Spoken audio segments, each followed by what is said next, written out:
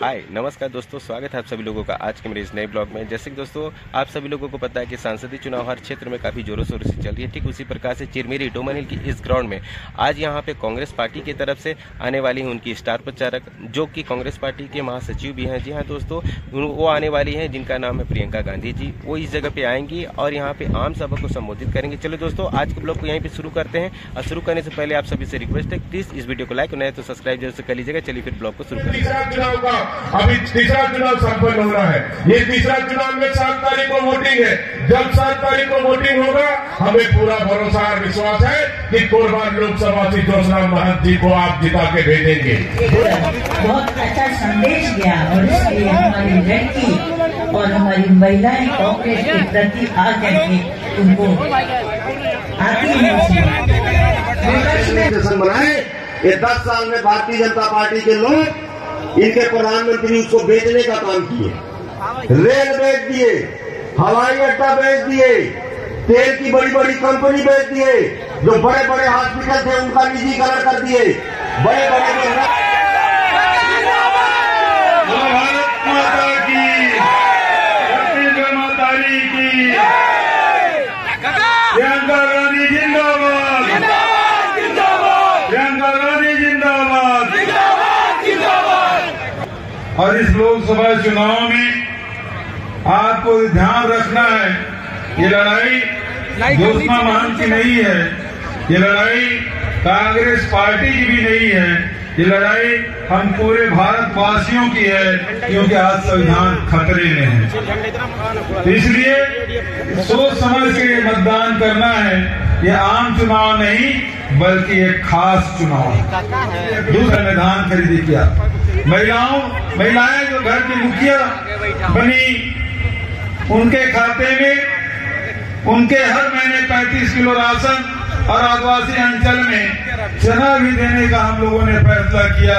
वो 5 साल आपको मिला है। बिजली बिल हाफ योजना आपको मिला है, और उसी के साथ साथ स्वामी आत्मानंद अंग्रेजी स्कूल भी आपको मिला है। 100 बिस्तर अस्पताल भी आपकी इस लोकसभा क्षेत्र में मिला है। मैं आदरणीय प्रियंका जी से निवेदन करता हूँ कि यहाँ पधारे। ये शहर सिकुड़ता जा रहा है। अंग्रेजों के जमाने से 12 कोयले की खदानें आज 3 में आ गई हैं, और इस शहर सिकुड़ रहा है, हमारे श्रमिक सिकुड़ रहे हैं। मैं आदरणीय निवेदन करूंगा कि यहाँ पधारे, क्योंकि महिलाएं यहाँ पास खड़ी हैं, इसलिए वो यहाँ से बात करें। आपको बहुत बहुत धन्यवाद देती हूँ कि मेरी बातों को सुनने के लिए आप इतनी दूर से आए हैं।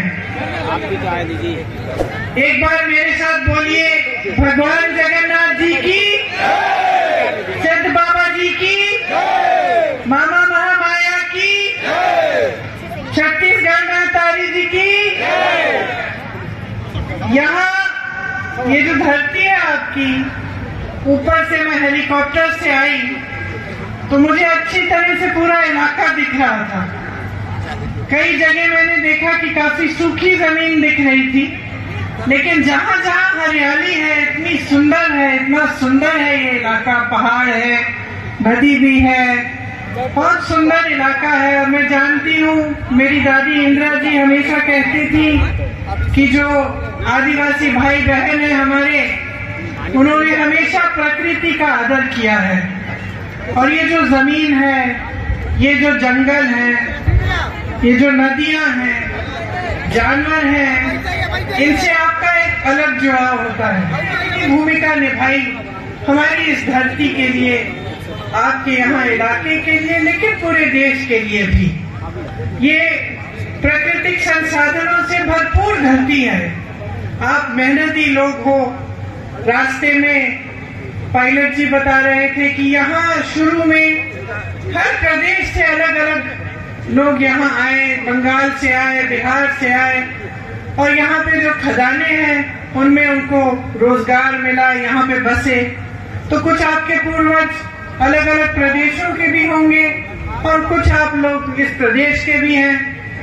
सबने यहाँ इस इलाके के लिए, अपने प्रदेश, अपनी धरती के लिए पूरी तरह से मेहनत की। उसको आगे बढ़ाने के लिए, अपने आप को विकसित करने के लिए, बच्चों के भविष्य बनाने के लिए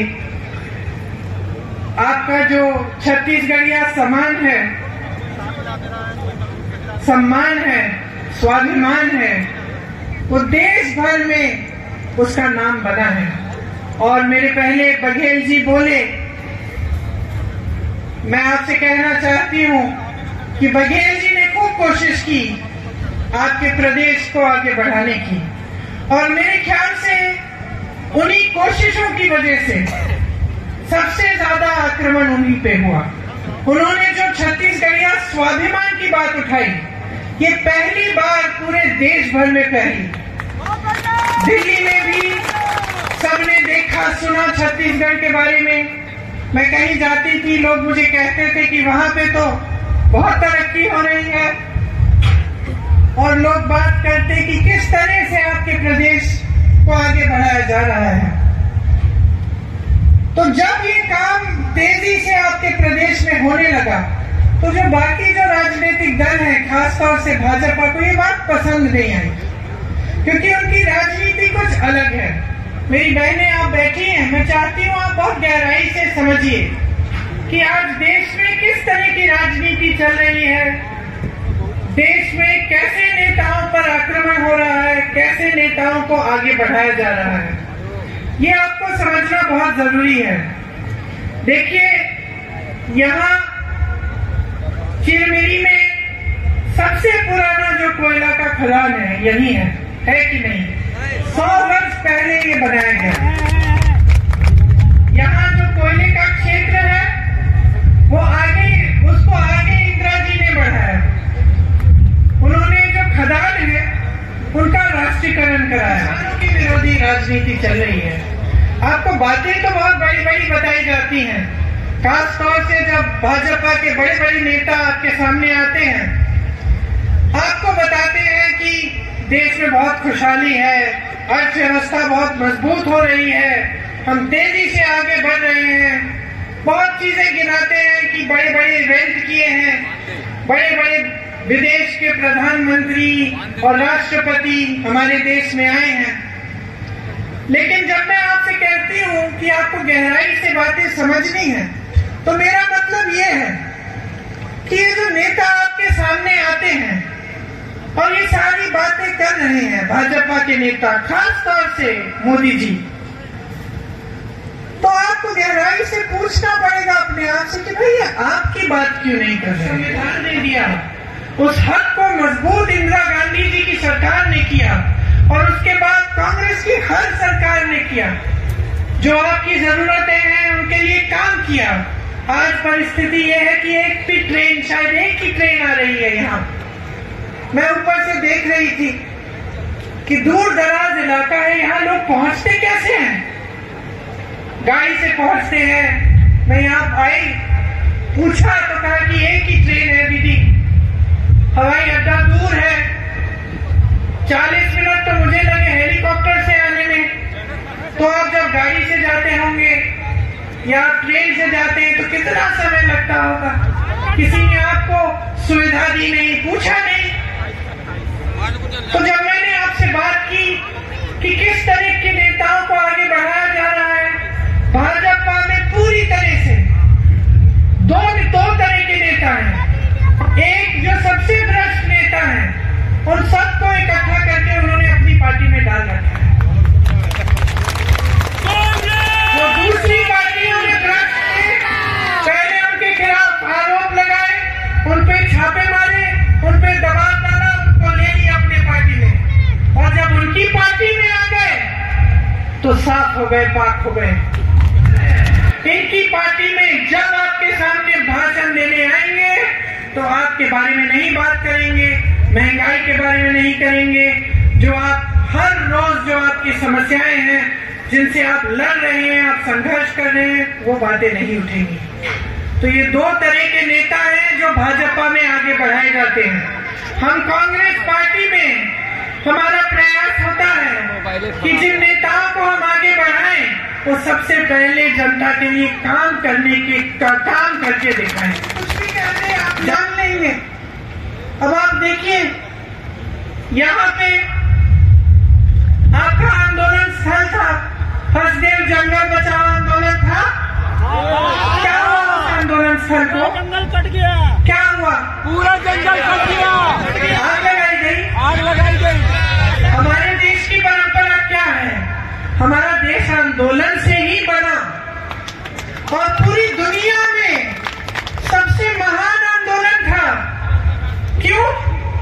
क्योंकि उसमें हिंसा नहीं थी। बाकी दुनिया में जब देश आजाद हुए, लड़ाई से हुए, जंग से हुए, खून बहा। हमारे देश में जब हमें आजादी मिली तो अहिंसा से मिली। इतना बड़ा आंदोलन था, हमारे देश का पूरा आधार ही आंदोलन है। और आज आपके आंदोलन, यहाँ पे जो बड़ा उद्योगपति आना चाहे, उसको चाहे जमीन चाहिए, उसको खदान चाहिए, जो चाहिए मिलता है, आपको नहीं मिल रहा है। हमने जो न्याय पत्र में आपके लिए जो कुछ चीजें लिखी हैं, आपको सुननी चाहिए, ध्यान से सुनिए। जांच से स्वास्थ्य के लिए, जांच से इलाज तक, आपकी पूरी सेहत की देखभाल की जो सुविधाएं हैं वो आपको मुफ्त में मिलेंगी। 25 मनरेगा में 100 दिन की नौकरी की गारंटी, रोजगार की गारंटी कांग्रेस ने दी थी, मालूम है आपको? गांव में होता था मनरेगा, अभी भी है।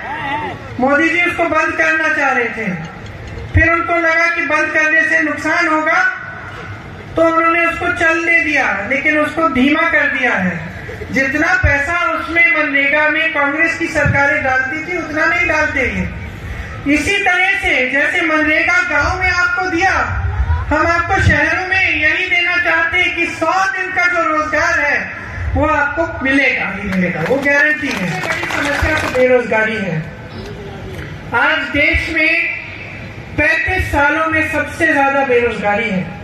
ये बात मोदी जी कभी नहीं बताएंगे आपको, भाजपा के नेता कभी नहीं बताएंगे। ये कभी नहीं बताएंगे कि आज इस देश में 70 करोड़ लोग बेरोजगार हैं, कि 30 लाख पद खाली पड़े हैं। बहनों, ये पद पड़े हैं, लोगों को दे सकते हैं। ये नौजवान जो खाली खड़े हैं, इनको ये पद मिल सकते हैं। 5 सालों से मोदी जी ने दिए नहीं है, खाली रखे हैं। उसी महिला ने कहा कि मेरे साथ आपके एक नेता ने, भाजपा के नेता ने अत्याचार किया है, मोदी जी मेरे सम्मान को बचाओ, मुझे मदद करो। तो मोदी जी के घर के 2-3 किलोमीटर दूर बैठी थी वो महिला। मैं उससे मिलने गई, मैंने कहा क्या बेटा क्या हुआ? कहती है मुझे सिर्फ न्याय चाहिए दीदी, मैं इतना लड़ी हूँ देश के लिए, मैंने देश का गौरव, देश का सम्मान बढ़ाया है और आज मेरी सुनवाई नहीं है। मैंने सोचा था, उसने मुझे ये बात बोली कि मैंने सोचा था कि मैं गोल्ड मेडल लाई, कि मैं अगर सड़क पे आऊंगी अपनी बहनों की मदद के लिए तो मोदी जी मेरी बात सुनेंगे, क्योंकि जब मैं मेडल लाई थी तो मुझे घर बुलाया था। उसने मुझे बोला, वो इतनी मायूस थी, दुखी थी कि इस समय जब वो संकट में है, देश के लिए उसने इतना किया, लेकिन देश उसकी बात नहीं सुन रहा है। 5 किलो राशन ठीक है, अच्छा है, ले लो, लेकिन इससे क्या आपका नौजवान बच्चा अपना भविष्य बना पाएगा? मेरे भाई खड़े हो, अगर मैं तुम्हें बोलूं ये लो रोजगार और ये लो 5 किलो बोरा राशन, कौन सा लोगे? क्यों? क्योंकि रोजगार तुम्हें आत्मनिर्भर बनाएगा, रोजगार तुम्हें शक्ति देगा, रोजगार तुम्हें पैरों पे खड़े होने का सम्मान देगा। आपसे वोट मांग रहे हैं, जागरूक बन जाओ, जाग जाओ, इनको बोलो रोजगार दे तुम्हें। ये 30 लाख पद जो खाली पड़े हैं, इनको भर के दिखाएं। मोदी जी सामने आते हैं, पूछो इनसे, मोदी जी आप 70 साल की रट लगाए रखे हैं कि 70 साल में कांग्रेस ने कुछ नहीं किया। पूछो इनसे, बताओ इनको, कांग्रेस ने एक खदान बनाया, कांग्रेस ने आपको रोजगार दिलाया, कांग्रेस ने आपको सम्मान दिया, कांग्रेस ने आपके समाज को आगे बढ़ाया। इन्होंने अपने खरब में पति मित्र को दे दिया, इन्होंने आपसे रोजगार छीना, आपसे जमीन छीनी, आपसे जो आप खा रहे हैं, आपके पेट में जो खाना जा रहा है वो छीना है। ये कहा कि ये पारदर्शी होना चाहिए, तब अचानक मोदी जी, अमित शाह जी सब इंटरव्यू देने लग गए कि भाई हमने बड़ी पारदर्शी स्कीम बनाई, देख लो पहली बार पूरे देश में लिस्ट निकल आई है। अरे आपने थोड़ी निकाली लिस्ट, ये तो कोर्ट के ऑर्डर पे आपसे निकलवाई गई है लिस्ट। आपने तो इसको गुप्त रखा था। और सुनिए क्या गुप्त रखा था।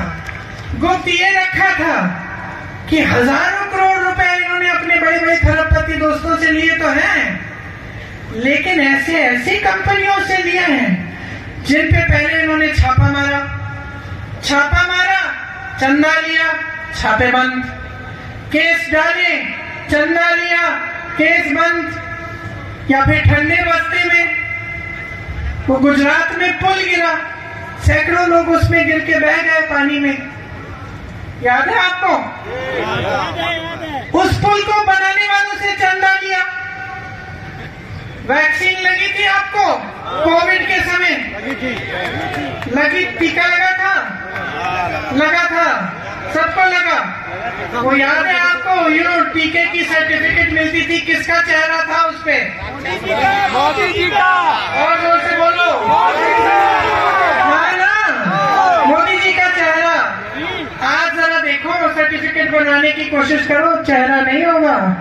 अब फोटो नहीं छप रही है मोदी जी की। क्यों? क्योंकि उस टीके को बनाने वाली कंपनी से इन्होंने चंदा लिया, करके चले जाता है। चुनाव के बाद मुंह नहीं दिखाता। चुनाव के बाद ना आपकी टूटी से पानी आ रहा है, ना आपकी सड़क बन रही है, ना आपका बच्चा पाठशाला जा पा रहा है, ना नौजवानों को रोजगार मिल रहा है, तो उसकी नियत पे सवाल क्यों नहीं उठाते? मैं जानती हूँ आपके यहाँ बघेल जी ने बताया मुझे कौन सा पाठशाला, आत्मानंद पाठशाले में आपको मुफ्त मिल रही थी शिक्षा। भाजपा की सरकार आई, अब फीस भरनी पड़ रही है। तो ये कर रही है 10 सालों से। ये सारी बातें जो है ना, जो देश की संपत्ति दे रहे हैं बड़ी बड़ी खरबपतियों को, ये सब आपको कमजोर करने का काम है। तो एकदम जागरूकता से और गंभीरता से इनकी बातें और इनकी नेताओं की बातें सुन लो और इनको समझो कि लोकतंत्र में वही सरकार अच्छी जो समझे कि जनता सर्वोपरि है, और वैसी सरकार हम आपको देना चाहते हैं। इंदिरा गांधी जी ने दी, उनके बाद तमाम नेताओं ने दी। मुझे याद है मेरे पिताजी काम करते थे 4:30 बजे तक सुबह, और कभी कभी मैं देखती थी कि घर आए हैं, नहा के कुछ खा के फिर से निकल गए 6 बजे। के भविष्य को उज्जवल बनाना चाहते हैं तो आप कांग्रेस को वोट दीजिए। मुझे यकीन है कि जब आप सारे नेताओं के भाषण सुनेंगे और ध्यान से बारीकी से उनकी बातों को समझेंगे, तो आपको समझ में आ जाएगा कि किसकी नीयत ठीक है और किसकी नीयत गलत है। आप सबको बहुत बहुत धन्यवाद और ध्यान।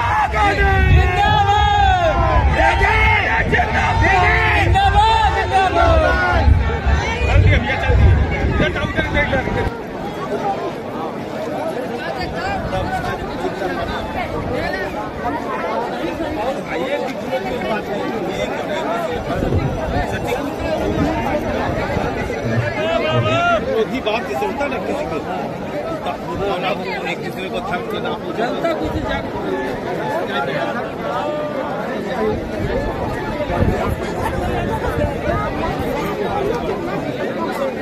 जैसे कि दोस्तों आप सभी लोगों ने सुना कि प्रियंका गांधी जी किस प्रकार से आम सभा को संबोधित किए हैं और अपने विचार को किस प्रकार से आप लोगों के सामने व्यक्त किए हैं।